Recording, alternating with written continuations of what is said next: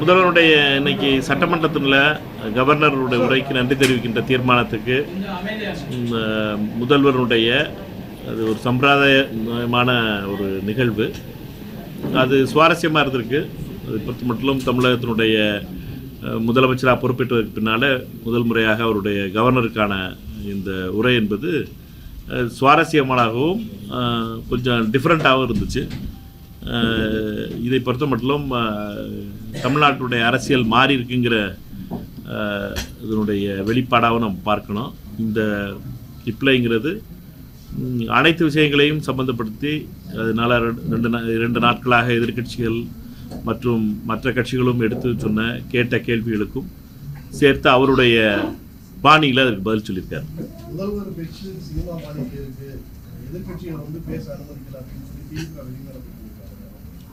ரெண்டு நாளாக பேசினது போதும் சினிமா பாணியில் தான் இருந்துச்சு. அதனால் மாறிடுச்சு தமிழ்நாட்டுடைய மாடல். அதான் நான் சொன்னது மாதிரி தமிழ்நாட்டுடைய சட்டப்பேரவையில் எதிர்கட்சி தலைவர் பேசுகிற மாடலும் மாறிடுச்சு, முதலமைச்சருடைய மாடலும் மாறி இருக்கு. அதனால் இந்த மாடலை நம்ம இந்த மாற்றத்தை ஏற்றுக்கிட்டு தான் ஆகணும். முதல்ல இருந்த அந்த சொல்லாடல்கள்லாம் மாறி இப்பொழுது ஜனரஞ்சமான முறைக்கு வந்திருக்கு தமிழ்நாடு சட்டமன்றம். இதுதான் இந்த மாற்றம்ங்கிறது நம்ம பார்க்கக்கூடியதாக இருக்க போது. இதை பொறுத்த மட்டும் இது மக்களை என்னை பொறுத்த வரைக்கும் எல்லா சட்டமன்ற நிகழ்வுகள்லையும் இருக்கிறதுலே அதிகமாக வியூவர்ஷிப் இருந்த சட்டமன்ற கூட்டத்தொடராக கூட அதை பார்க்கலாம். ஏன்னுட்டுனா சட்டமன்ற கூட்டத்தொடர் சம்பிரதாயத்துக்கு இருந்ததெல்லாம் போய் இப்போ மக்கள் அதை நேரடியாக காண்பதும் அதை பற்றிய அவங்களுடைய அரசியல் பூர்வமாக மாறுறதும் கண் முன்னாடி பார்க்க முடியுது. சாமானிய குடும்பங்கள் எல்லாத்தையுமே காலையில் 10 மணி ஆறதுக்கு முன்னாடியே லைவுக்கு வந்த கதையை நம்ம பார்க்க முடியுது.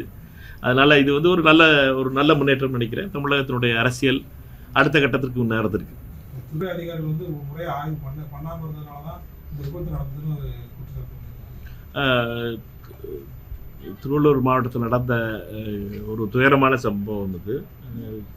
திருவள்ளூருடைய நாடாளுமன்ற உறுப்பினர் திரு சசிகாந்த் செந்தில் அவர்களும் அந்த இந்த பாதிக்கப்பட்டவர்களை சந்திச்சிருக்கிறார். இதை பொறுத்த மட்டும் இதில் தமிழகத்தினுடைய முதலமைச்சருடைய உடனடியாக அதற்காக ஆய்வு செய்வதற்காகவும் அதை பற்றி அறிக்கை சொல்வதற்காகவும் அவர் உடனடியாக சொல்லியிருக்கார். அதற்காக வெயிட் பண்ணணும்னு நினைக்கிறேன். அதுக்கு முன்னாடி நம்ம எதுவும் அதற்கு முன்னாடி தீர்வு வர்றது சரியாக இருக்காது. என்னை பொறுத்த மட்டும் இதில் ஒரே ஒரு பார்வை இது இருக்கு. என்னென்றால் 40 நாள் ஆயிருக்கு இந்த அரசாங்கம். இந்த அரசாங்கத்தினுடைய 40 நாளுக்குள்ளாக பல வகையில் பல விஷயங்களை செஞ்சுக்கிட்டு வரும்போது குறிப்பிட்ட வச்சுல பொல்யூஷன் டிபார்ட்மெண்ட்டில் எப்படி எந்த லெவலுக்கு இண்டஸ்ட்ரியலிஸ்ட்லையும் சரி லேபர் ரிலேட்டட்லையும் சரி எவ்வளோ அளவுக்கு கரப்ஷன் புறையோடி போயிருக்குங்கிறதுக்கு எடுத்துக்காட்டு ஒரு விதமாக பார்க்கலாம் நம்ம. இதை பொறுத்த மட்டும் இது இந்த ஆக்சிடென்ட்டுங்கிறது சொல்ல முடியுமா, இந்த ட்ராஜடின்னு சொல்லணுமான்னு தெரியல. இந்த ட்ராஜடியை பொறுத்த வரைக்கும் நம்முடைய கவனத்தை தொழில் துறையில் இருக்க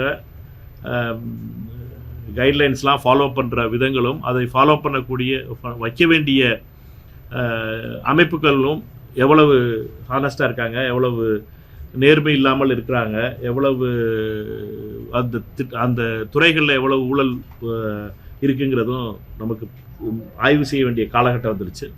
அதற்கான முதல்ல தமிழகத்தின் அரசினுடைய முதல்வர் சொல்லியிருக்கிறது மாதிரி ஒரு ஃபர்ஸ்ட் ஹேண்ட் ஒரு இன்ஃபர்மேஷன் வந்ததுக்கப்புறம் அதை பற்றி அடுத்த நிலைக்கு பேசுகிறது சரியாக இருக்குன்னு நினைக்கிறேன். மத்திய அரசோட மோதல் போக்கூட செயல்பட மாட்டோம் அப்படிங்கிற இந்த அரசு மோதல் போக்கூட செயல்படாது போகும் அப்படின்னு சொல்லி அதை இல்லை, மத்திய அரசோட எங்களை பொறுத்த மட்டும் தமிழ்நாட்டினுடைய நலன் ரொம்ப முக்கியம்.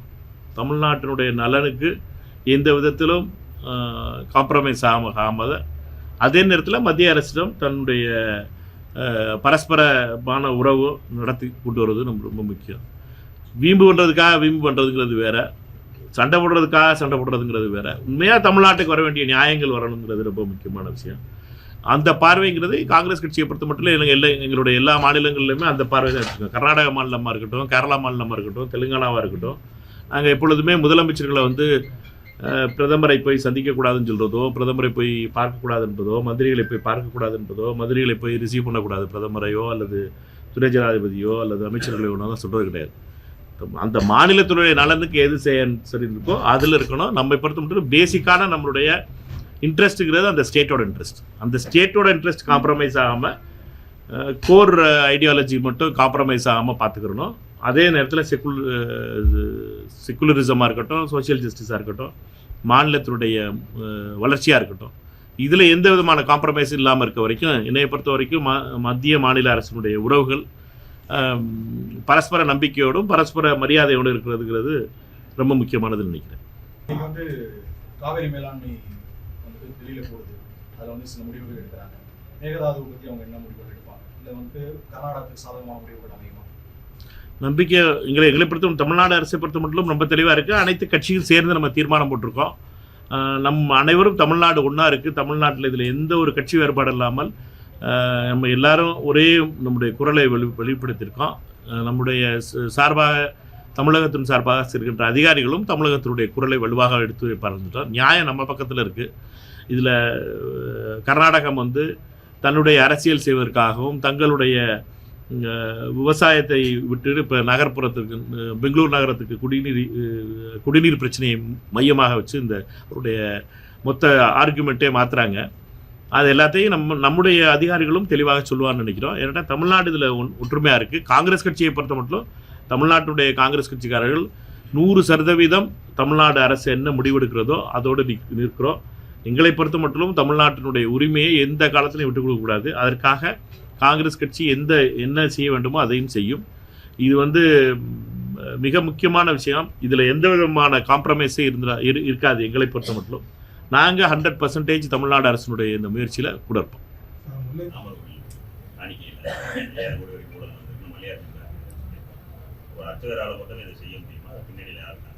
இல்லை, அதில் மிக காங்கிரஸ் தலைவர் கார்கே அவர்கள் சொல்லியிருக்கிறது மாதிரி இவ்வளவு பெரிய துரோகம் என்பது இந்து சமூகத்தில், அதுவும் நம்பிக்கை மக்கள் மேல் மக்கள் வைத்த நம்பிக்கைக்குள்ளால் செய்திருப்பது என்பது ஒரே ஒரு அமைப்புகளால் தான் முடியும். அது வந்து அதனுடைய வேறு வந்து இந்து வகுப்புவாத சக்தியாக இருக்கின்ற RSS போல இருக்கின்ற அமைப்புகளால் தான் முடியும்.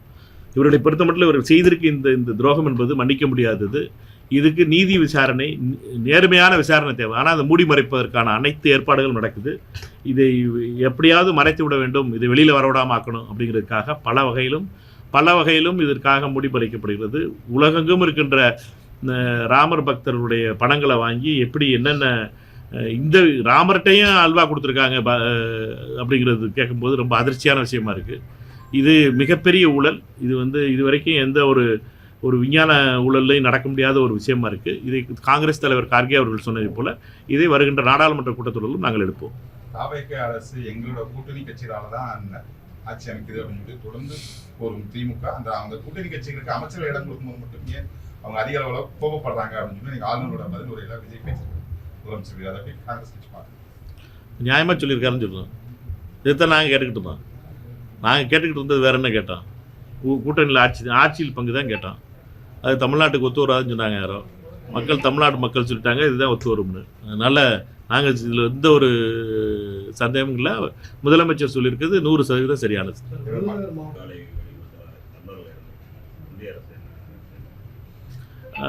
உடனடியாக அதுக்கு நடவடிக்கை எடுக்கணும். ஆனால் ஒன்றிய அரசை பொறுத்த மட்டும் இதற்கெல்லாம் நேரம் இருக்குதான்னு தெரியல.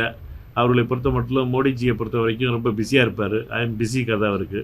அதனால் நம்ம இதுக்கு முன்னாடி தெரிஞ்சு தூத்துக்குடியிலிருந்து கடல் மாலுமிகளை பிடித்து வைத்து அவர்கள் போராடி கொண்டிருந்த பொழுதும் இந்த அரசு என்ன நடவடிக்கை எடுத்துச்சுங்கிறத நம்ம பார்த்தோம்.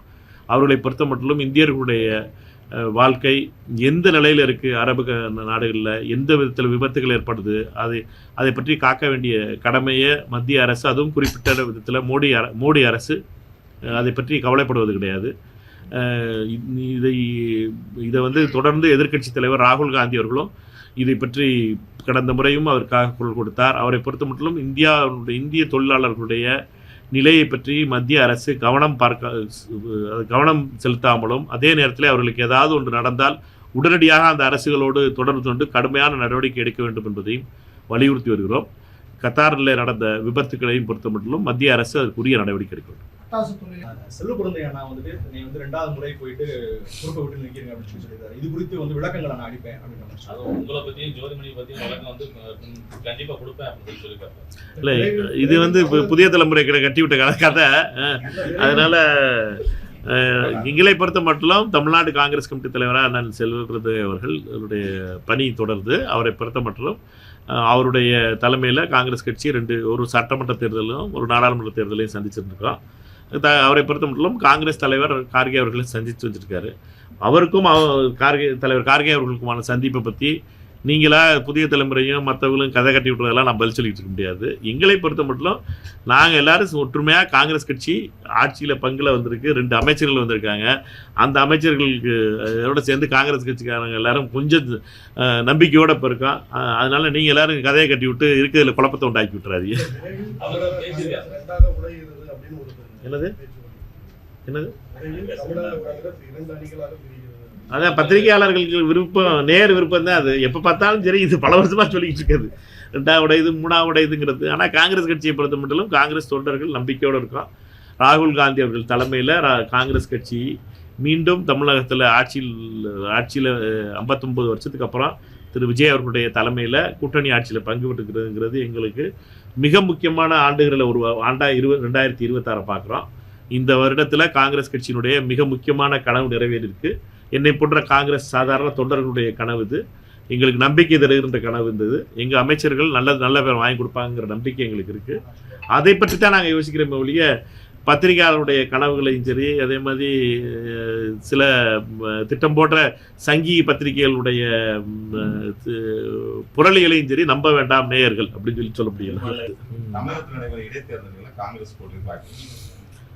உங்களுடைய ஆலோசனை ஏற்றுக்குருவோம். நாங்கள் கட்சித் தலைவர் அண்ணன் செல்வப்பிரதை அவர்களும் அவரும் ராஜேஷ்குமார் அவர்களும் சட்டமன்ற தலைவரும் உட்கார்ந்து பேசி இதை முடிவு பண்ணணும். இது என்னோட வேலை கிடையாது. அது அவர் கடிதம் கொடுத்ததை வைத்து புதிய தலைவர் விரைவில் அறிவிக்கப்படுகிற வாய்ப்பு இருக்கா? அகில இந்திய காங்கிரஸ் கமிட்டி தலைவருடைய முடிவு இதெல்லாம். தமிழ்நாடு காங்கிரஸ் கமிட்டி தலைவராக திரு செல்வப்பிரதை அவர்கள் தொடர்கிறார்கள்.